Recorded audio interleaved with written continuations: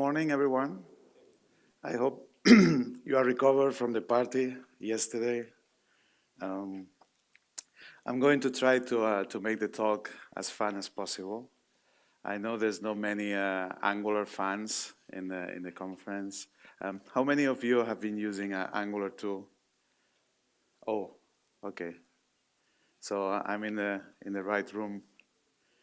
So I'm going to talk about the router, and you can see a Spider-Man, and maybe from the title you guessed from the Amazing. That's part of the Spider-Man cover for the comics, and this is kind of my favorite cover from when I was a teenager. So I decided to use this as the cover. You will see why I did that. So let me introduce myself. I'm a Google developer expert, focused on Angular, and I give a few talks on this topic. You can see me here in Angular Connect last year, and I'm giving some directions to the attendants, just to tell them where is Buckingham Palace. That's a common joke that I do. This is some of the conferences I've been. You can see there's not only Angular conferences, but also some web, JavaScript. There's also the Android conference. And you can also see probably JFocus from last year.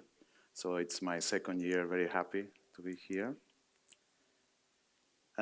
Last year I also started to do this Master of Ceremonies jig, and it's quite fun when you don't have to prepare like a 1 hour talk. You can just go and roll some jokes to the guys.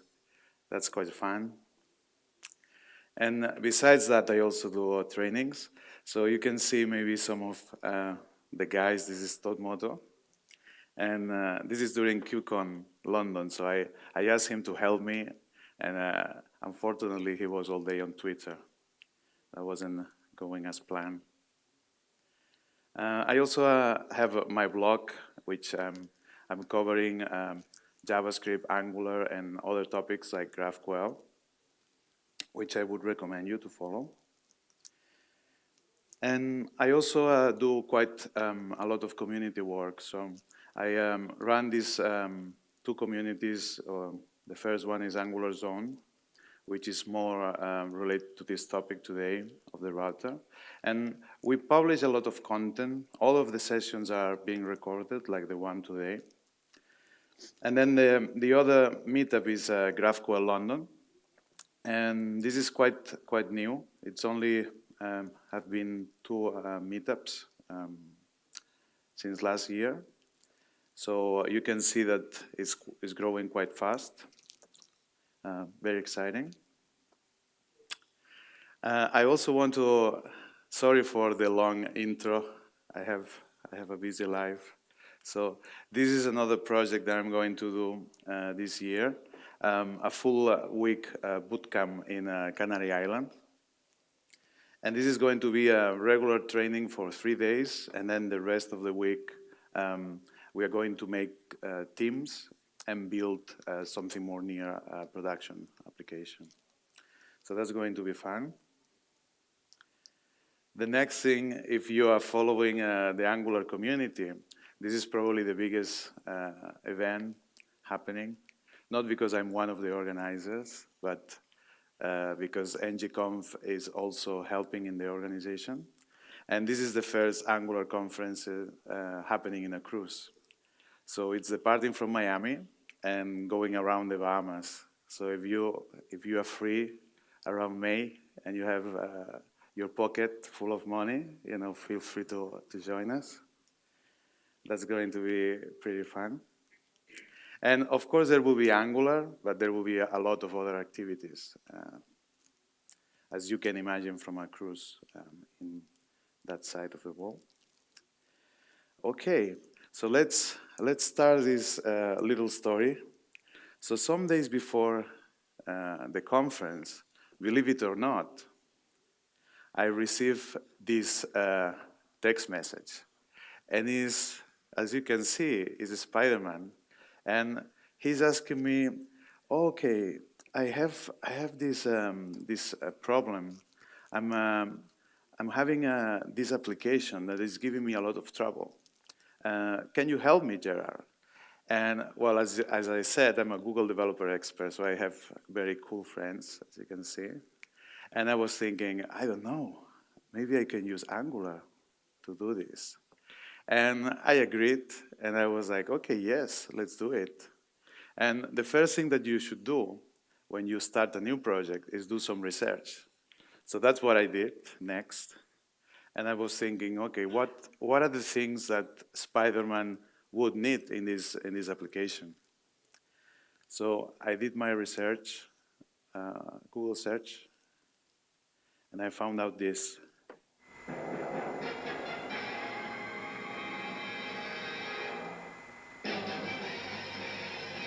So now we are looking for requirements for this app. So Spider-Man is jumping from building to building. And this is going to be a mobile application. So this is a normal day in Spider-Man's life. Oops.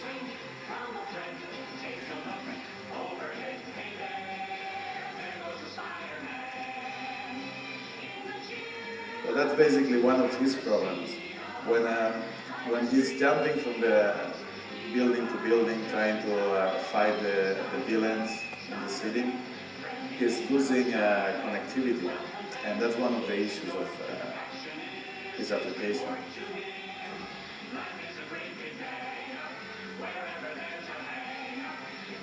What I don't know is where he hides the camera on the phone. That's another question.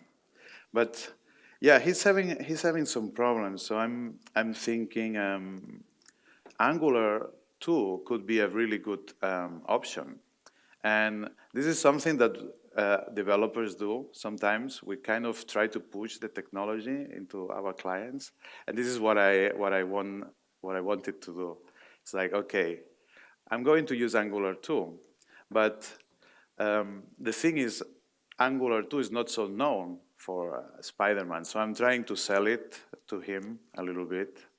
And the first thing that I point out is, well, I want to use Angular 2 because it's using the latest web standards. So it will be future-proof.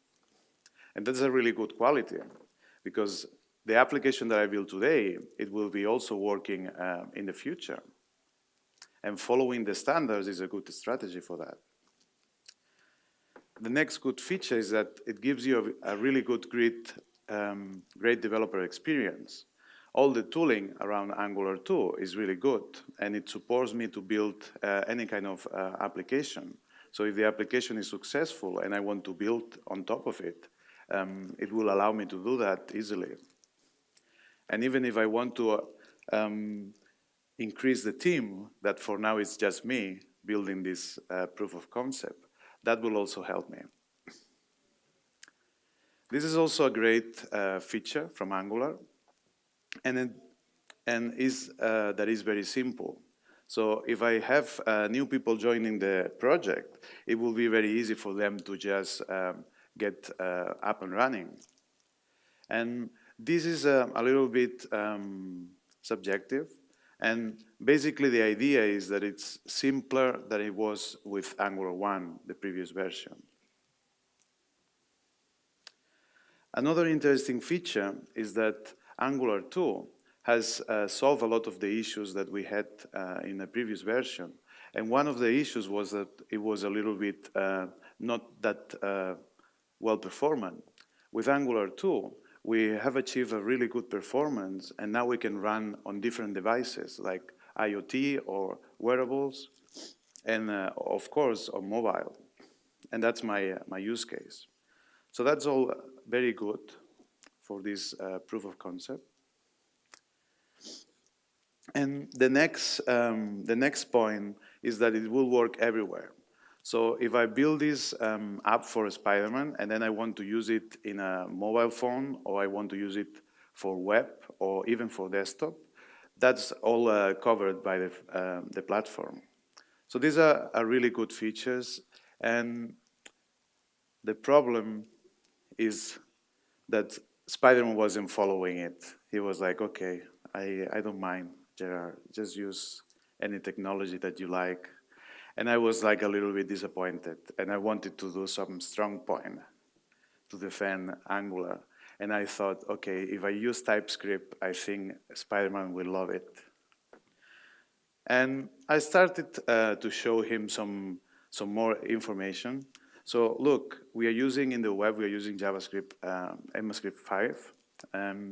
TypeScript is just covering ECMAScript 6, which is the next generation, and also any other features that comes in the future.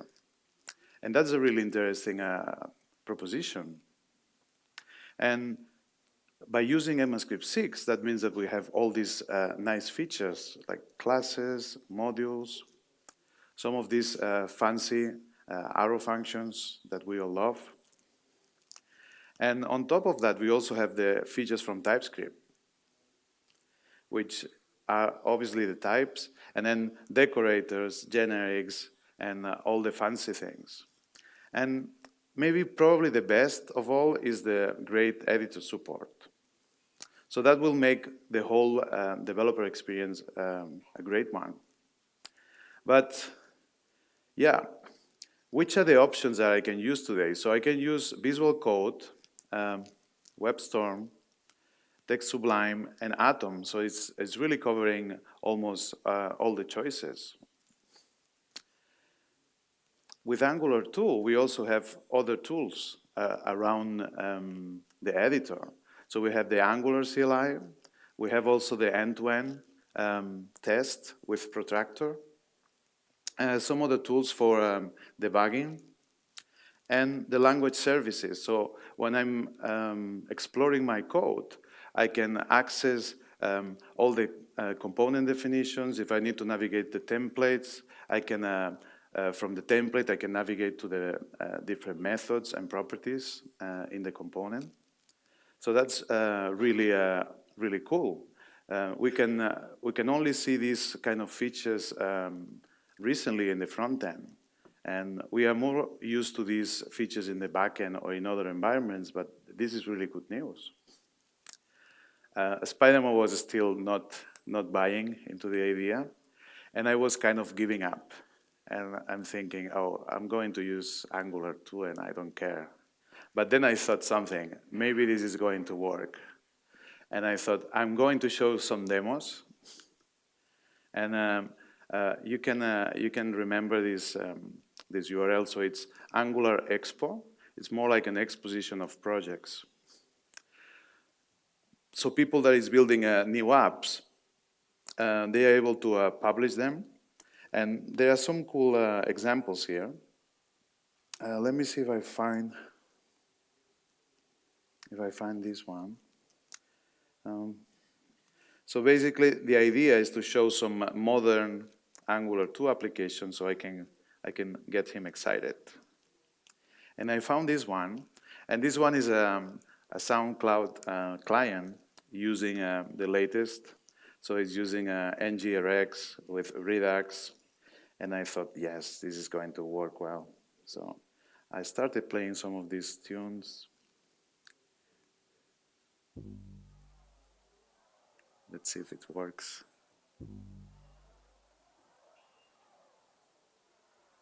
Okay, not so good.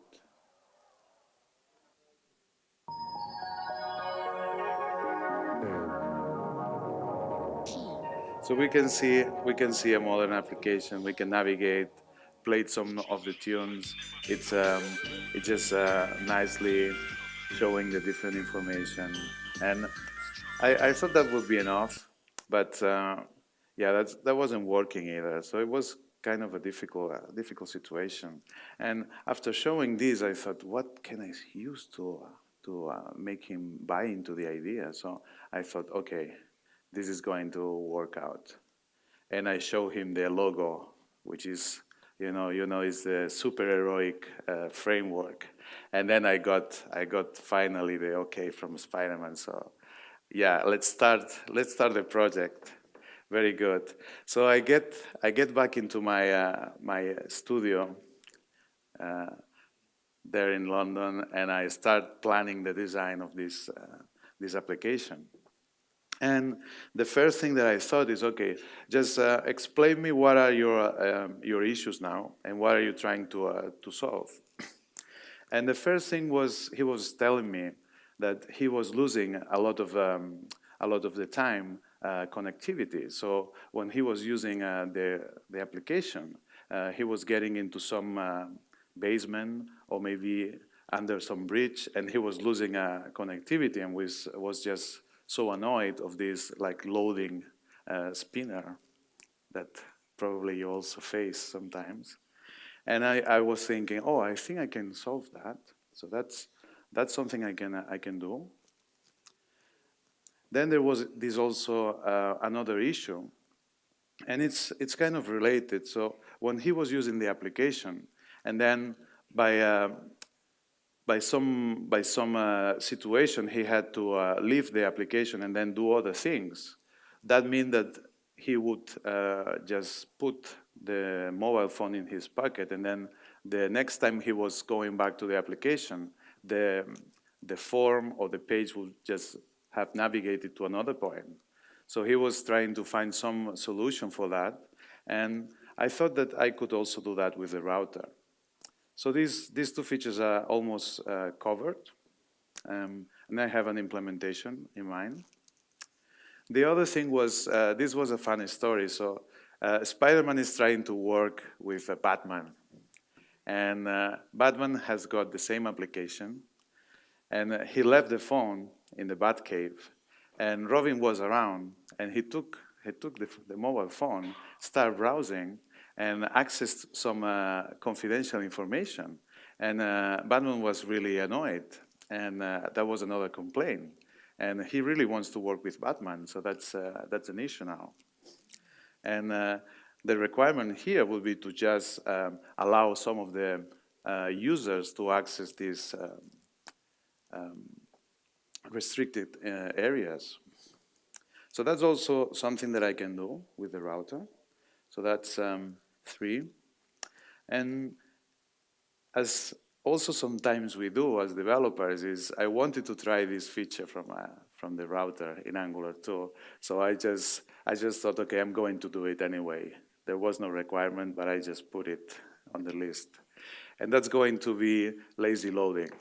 So sometimes we want to load some part of the application later on, so the initial load is really fast. And then the moment the user wants to navigate to that section of the application, we can then start loading the resources and make it available. But that's only on demand. So I was really excited to try that feature, so I just put it on the list. Very good. So as you know, all the Angular 2 applications are based on a component tree. And this is how I'm going to approach the application. We will have a top root component, and then from there we are going to have different roots or sections. And then I will do the design for each of them with separate child components. So this is more or less how it will look. This is very similar to a DOM hierarchy. So I was comfortable with it. The next thing that I did was doing some wireframe. So this is kind of an advanced wireframe with a little bit of UI. And this will be the top level. So that will be a home. And I created some switch just to emulate logging in and out of the application. Just a really basic functionality. Then we will also have this area where the different users can access and share information. For now, we only have 2 users, as we know. Spider-Man will also be an admin, and Batman will just be a regular user. And then I will just add this lazy load section just to try out this feature. So that will be my top-level navigation that I'm planning.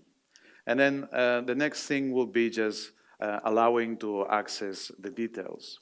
So in this case, if you want to access the details for Spider-Man and see what confidential information is in there, you can navigate and then it will allow you to access it if you have rights, or just cancel the navigation if you are not allowed. So that's more or less the layout that I'm planning. Let's see a little demo. So let me see if it works. Sometimes it's easier to just see it working.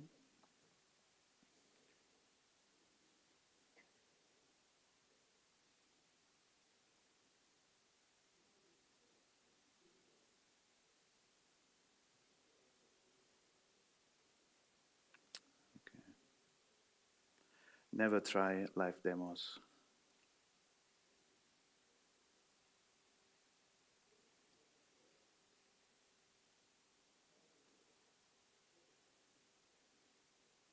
Okay, something is going on.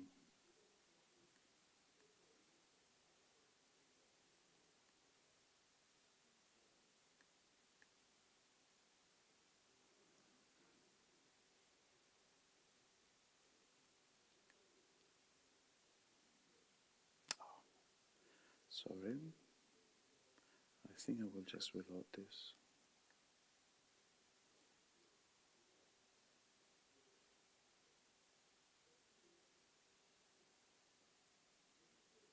Okay. I'll just leave it loading in the background. So for the time being, we will just go with this design, and hopefully it will load in the meantime. So that was more or less the basic features that I was planning. So let's see how we can start building this prototype. And the first thing that we can approach is the bootstrap. And this is when the Angular 2 is getting load, and we build all this component tree and set up the different routes and components. So let's do that. And during bootstrapping, we will instantiate our application. And that mainly consists on initializing the application module that we can also call the road module. And this will be the one that is sitting on the top. Usually we will use this module to set all the global dependencies. So we will see the router there. If we want to use also HTTP, we can set the HTTP module and all other services that we want to share with all the components of our application.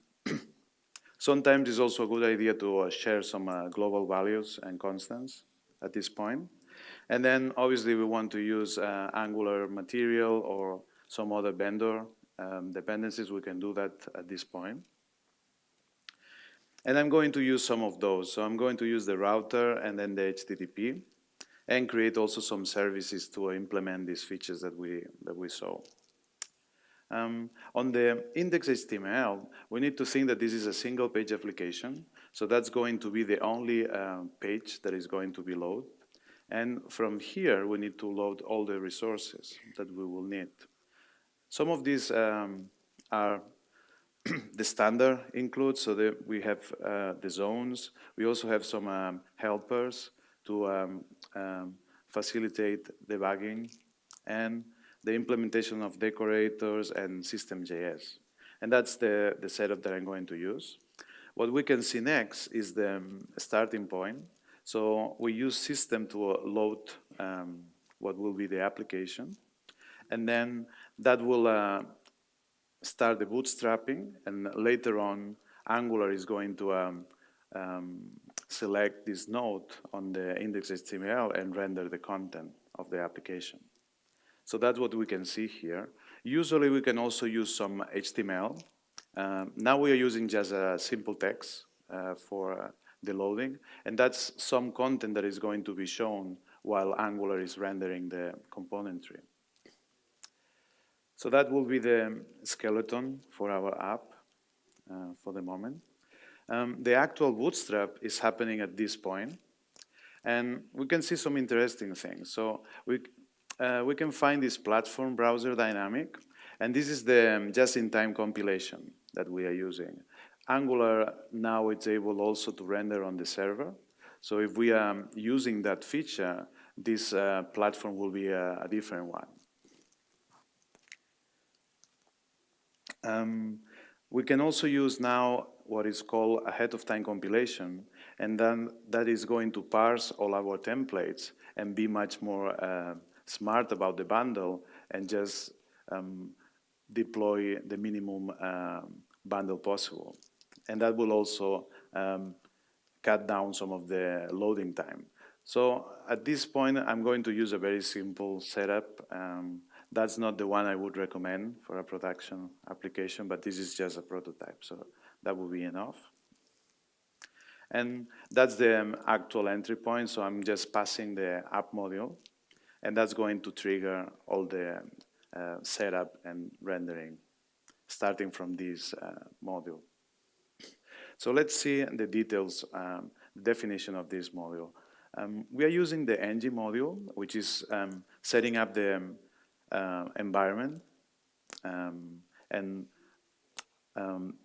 doing all the declarations, also giving, registering the services that we are going to use. And if you remember, this is going to be the root component, so we can define all the global dependencies. At this point, we are going to use the bootstrap, and as you can see, this is taking an array, so that's also possible to initiate to bootstrap using more than one component at the root. But at this point, we're just using this app component. If we see how the app component looks, we just have to use this decorator, and from the decorator, we are just linking with the my app element that we saw on the index page.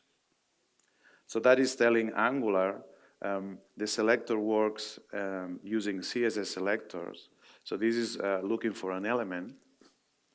We can also use other selectors, like, for example, a class or an ID or an attribute.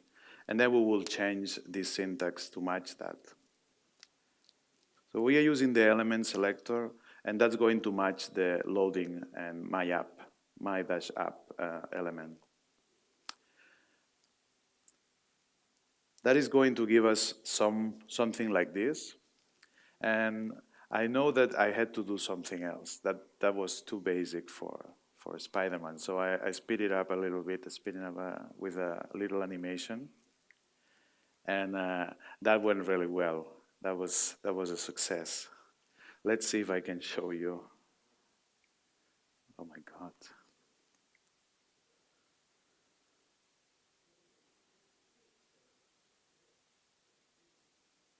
Oh yes, now we can see it. So let's see. Let's navigate now that we can see how it works. So we have this switch. This is going to emulate when a user is logged in or not. So we can just switch it, and then once we switch it, some things change. As a logged user, we can see some of the options on the menu. When we are not logged in, some of these options are not available. What else? So we can navigate to the users section. That's going to load the current users, so that's some dynamic loading of these users. Then we can navigate, and maybe we can also show some of the other features. So if I try to navigate out of this, it's going to show me a message. So if you imagine when Spider-Man is jumping around and he's not looking at the application, if for some reason it's navigating without him knowing, it's going to show this, and he can cancel that and just keep the focus on what he was doing. So that's more or less how it looks, and I think that gives a better idea. So we can start building some more features. The next thing that I'm going to show is the services that I implemented. So the first one will be covering this switch. So we have seen that on the home page, and that's emulating a user logged in. And we can see there's some changes on the UI. And this will also disable the links. So even if the user is able to go to the user's details or user's list, all the links and everything will be disabled. And there will be other security concerns. So if I, for some reason, I know the details page, if I navigate there, but I'm not logged in, I will just take the user back to the home page. So it's going to be inaccessible. But that's more or less how it's going to look. Let's see what I decided to use. So this is a very simple service implementation. I'm just using a flag, so the user will be authorized or not, and then I can change it using this method. Nothing too fancy. And as I was saying, this is just a prototype. So if then Spider-Man wants to keep the development and put some budget on it, then I will keep working. For now, I just want to show that I can do the things that he needs. So the next thing I'm going to show is how I'm going to use this service to do some of the features that we have seen. So one of them is implementing this switch. So the thing, how we use these services is by importing them, and then we use dependency injection that in Angular is working with the constructor, and Angular is going to check these arguments and see that we have this login service, and from there it's going to try to instantiate that service. And the way it's going to do that is going to go through all these component trees, and by now, the only place that we have defined the service is in the, if you remember, the engine module that we use, the app module. We defined the service there. So it's going to look up to the top of the application and then find out the instance and just instantiate it for us. We can also see this private on the argument, and that's going to create a local property on this class. So that's some TypeScript shortcut, so it makes the code a little bit more readable. The next thing that I'm using is some of the new template syntax. So I'm using the square brackets that is going to change the attribute, the value of this attribute, and I'm using straight the service API. Sometimes we want to hide this into some local method. I just injected the service and I'm using just the method, the property there. That's a little bit dirty, but it works. And I'm also using this switch so we can change from logged in to log out. It's a very simple method. We can use this fancy switch, and that's the only thing that I need. The only thing that I'm using is this, if you see the hash switch, that's going to create a reference to the DOM element, the input. And when I use the switch.checked, that's the attribute on the DOM element. So I'm accessing the DOM element just by using this hash switch, which is quite convenient. And then on the actual method, I'm just using this authorize and just passing the value of the switch. So that's going to change from login to logout and allow me to use the application in different modes. So that was quite easy. We have one thing out, how to log in users so we can then use that information to log some of the areas, some of the sections. The next thing that I'm going to cover is how we are going to implement this user list and also the user details. So let's see how we did that. I'm going to use, instead of using a backend, a full backend, I'm going to use a JSON file with the information. So that's going to be the same as the response from a backend. And we can see some of these structures. So it's an array of different objects. And this is a JSON file, so we can see using the quotes for the properties and some of the values. And we are also seeing some roles. I'm not going to implement any roles, but it's just to show that you can implement it very easily. And just setting the different roles. And I know that Spider-Man will like this, that he's the admin of the system. And we're going to start with this setup. We can see also the username. That's nothing too fancy. And the roles. For the user service, we can see a little bit more features. In the last service, that was just a simple class. In this instance, you're going to use the HTTP module. We can see also some operators from RxJS, and that's the default return type from HTTP GET and all the other operations from HTTP. So now, if we want to use these operators, one way that we can do that is by adding these imports one by one. And the reason to do that is because when we use the production version, we can use the tree shaking. And that's going to bring only the code that we can see on the imports. So that's going to make the final bundle a little bit smaller.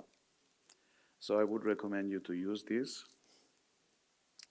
Obviously, you need to change your build system to use that information. We can see the dependency injection. We are injecting the HTTP module. And that's going to do the same. That's going to do a lookup, going to find the ng module, the app module, the root, and find the providers. We are not using the providers at this level, and we are just sharing this HTTP service with all the app. The next thing is implementing the GET. So we are using this HTTP GET. It's going to load the content of this file, and then by using observables, it's going to pass this value back to the consumers of this service. I'm using some features there, so because I know that I have to implement this resiliency, I'm using retry when, and that's some nice operator that it's going to try to execute this HTTP GET, and if it gets any errors, it's going to use that to retry the whole observable. So that means that every 2 seconds it's going to execute this HTTP GET if it gets an error. So let's see that working if we are lucky. So let's do, okay, don't do this, maybe. Okay, I'm going to try. So now I'm offline, and I want to show I want to show this behavior. So now imagine Spider-Man goes into a basement. There's no connectivity. He's trying to do some accessing some of these sections. It's not working. He realizes and then gives up. But sometime later, he goes back online. And maybe it's a good idea to see what is going on. So we can see this behavior. Every 2 seconds it's trying to do this HTTP GET. That's because of the retry when. The moment I get back online, without having to do any change, so there's no interaction from the user, we will see it should connect first. Okay, that's connected. And hopefully it will show the results. Not lucky today. Oh, that's a different error. That's from Planck, some error from Planck. Okay.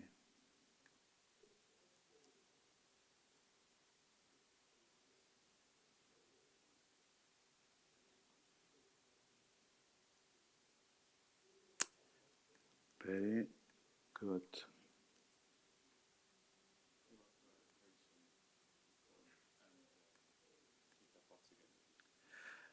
Oh yeah, that's another option. There's something going on. This is really fast usually. Okay. So the next thing I can try, the moment it loads the application, is I can also use this flag, but that's a little bit more fakey. Okay, wow.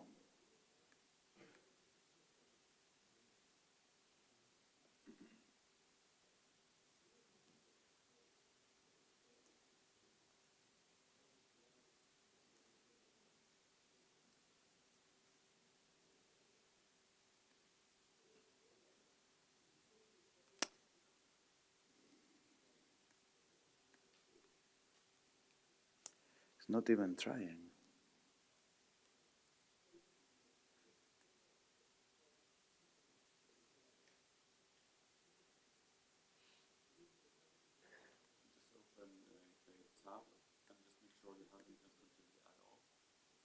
I think so.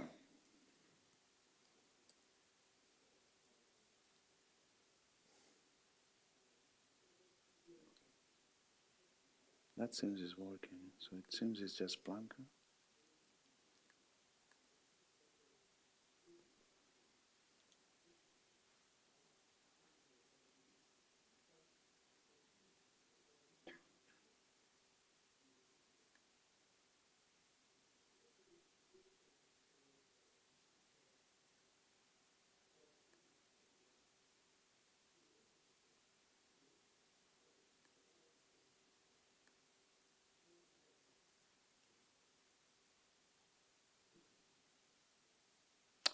Okay.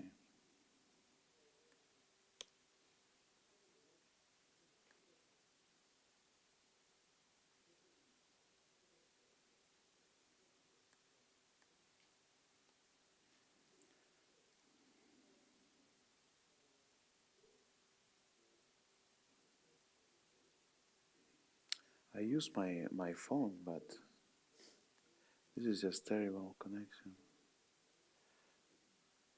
Maybe waterfront.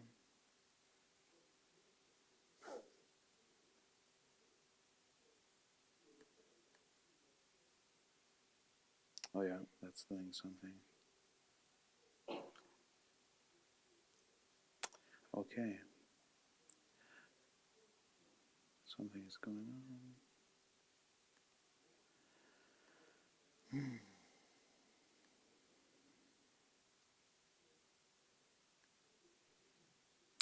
Okay, well, we'll keep going. Try later on. Well, that's a nice feature which just retries and then it just gets back the data. So it's a shame. Okay, for the users component, so we want to show the list and use this service that we just implemented. And that's going to be a slightly different approach. We have now to use the observable that is coming back from the service. We have seen that we use the retry. That's going to require a subscribe. And from that, I'm going to assign to this local property. And from there, I can use ng4 to just go over the list and render the different users. And we have seen how that looks. So that's pretty standard. And yeah, we are quite, I think we are half the way, so it's not bad. Let's see the bits that we can use implement with the router. So the router was built by Victor Sapkin. That's the main contributor. So if you want to know more details, I would recommend you to follow him. He also wrote a book. I'm going to show it later. The main features from the router in Angular 2 is that it's using a URL-based navigation. That means that it only needs the URL to build, to render the new state. And in other previous versions, that was working in using some more information. It was making the router a little bit more unstable. This is also really nice when we are sharing these URLs, so we can make sure that the URL is containing all the state that is required. For For some of the features of the router, we can also see the flexibility. There's a lot of different options that we can use. Sometimes we will use dependency injection to just change the behaviors of the router. Some of the features that we will see implemented is child roots that is quite necessary for complex applications. And then there's also the auxiliary roots. For auxiliary roots, this is a new feature that was not available in other versions, like in Angular 1. And that allows us to do independent navigations. So we can set maybe a left navigation, and independently we can also set a top navigation. And that will change how Angular renders the URL, but it will be able to allow these two different navigations at the same time. So we don't need to implement that for ourselves.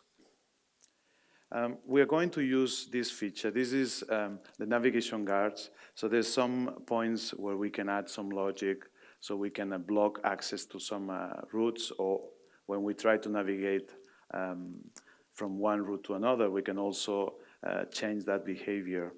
And that's going to be by using these navigation guards. And then there's the lazy loading and preloading features. Let's see if we have time to cover that. And then if you have been using Angular 1, you may remember Resolve. So we also have a version in Angular 2, if you want to use it. This is the book from Victor Sapkin, and that's a really good resource if you want to build some complex routing features. Let's see how the setup as for the router looks like. So when we set up the router, we need to choose a few configuration settings. One is the location strategy, and the next one will be setting up the routes. So let's see how that looks for this prototype. The next thing that we need to do is include all the providers and directives. So the router will require some of those to, for example, navigate between routes. There's also the different outlets where we want to render the different components. And we are going to use this on our templates. So the main entry point for the route is a router module for route, and it's taking the route's definition that will allow us to do all the navigations from the top component. When we define child routes, we need to use a slightly different API. And the only difference is that we use the for child in this instance. As for location strategies, we are going to use the hash location, and that's going to use this hash slash and then the route. And these are two examples. So for the top route, we'll have this hash slash home, and if we have another level of navigation as a child route, we will use another level. If we wanted to use the path location, that is the default, then we will have to do some settings just to point to different resources. And that is going to also require some settings on the backend. As this is a single page application, when we are pointing to, we are not using the hash, we are using just the slash URLs. That means that we are pointing to different resources on the backend. If we don't redirect these resources to the single page application, we will get 404. So you need to take that into account. As for the bootstrap, we need to change it to include the routing. And that's going to look something like this. We add it to the imports, as we did with other modules. And for this application, let's remember the setup. So we have the top routes and then this child route for the users. And this is going to look something like this. So we have all the components imported. Then as the route definitions goes, we have this route that's going to cover the default, which is the empty string. That's when the application is loaded for the first time. And then any of the roots, the top ones, will just be the path, and then what component is going to be rendered when there's a match with this URL. There's also another specific case. We use this as the last one. The router is going to scan these entries from top to bottom, so order is important. And these two asterisks will just cover any other route. So if we enter some unknown route, it's going to go and render this not found, which is better than 404 page. We also need to pass the hash configuration, and we do it like using this flag. And the first thing that we have to do is set up the layout. So this is going to be a navigation on the top, and then we have the different components rendered in the main area. In order to do that, we use the router outlet. This is an element that we import. And we can see this setup on the template. So that's a navigation on the top, and then the router outlet on the main area. We are a little bit late, so let me speed up a little bit. Child routes. So for the child routes, we are going to implement these users' details. And the way it's going to work is we're going to define this route with a dynamic parameter, and that looks like a colon ID in this case. And that's going to be covered by different components. So let's see the definition. The definition is just using this colon ID, and Angular is going to make sure that we get the parameter parsed and passed to the component. Just note that we are using for child instead of for root. There's a refactor version using children array. So we are kind of refactoring this path so it looks a little bit nicer when you have more levels. For the navigation, we can use a regular link like the one at the top, or we can also use this domain-specific language that it's going to use each of the different levels. It's going to be, for example, in this array, the first element is going to match this. So the first element is going to match this segment, which is the first one, and the second element is going to match the second level.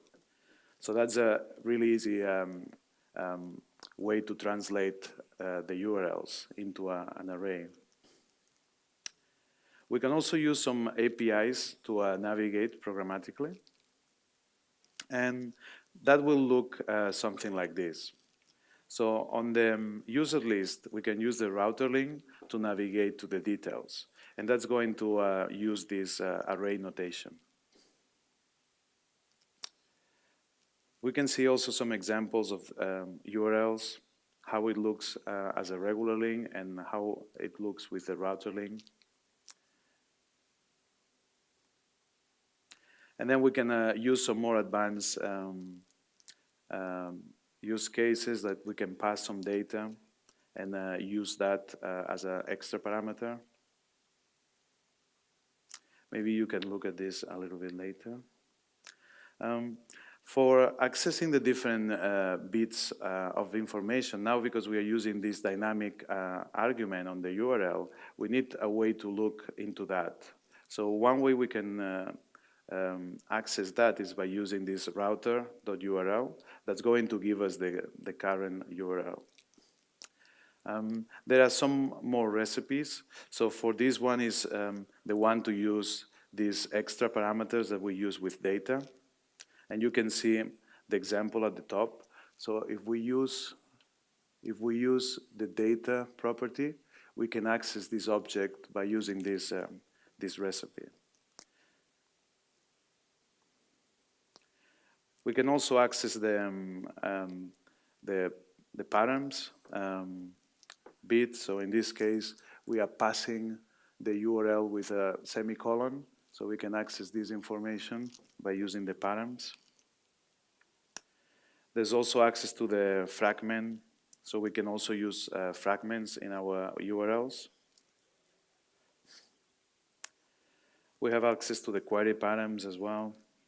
That's another scenario that you may need. Okay. For the navigation guards, so when we want to leave a route, we can add this behavior, but this property. So on the route definition, we can add the can deactivate, and then we can just check by showing a message to the user, and if he accepts, then we can navigate to the next route. So that's going to return a Boolean, and we can use that to stop the router. The other feature that we needed is the secure the different details. We can use the can activate and use this authorization service that we implemented, the login service, and we can use the authorize flag to either allow the navigation or route the user to the home. So that's the end. I'm not going to cover the lazy loading. You can look at it later. I'm a bit overscheduled. There's also the configuration for preloading that you can customize. As a wrap-up, we had these requirements. We just covered all of them. So that was the implementation. Sorry about the technical problems. You will have access and it will work for you later on. So you can do that as well. Thank you very much.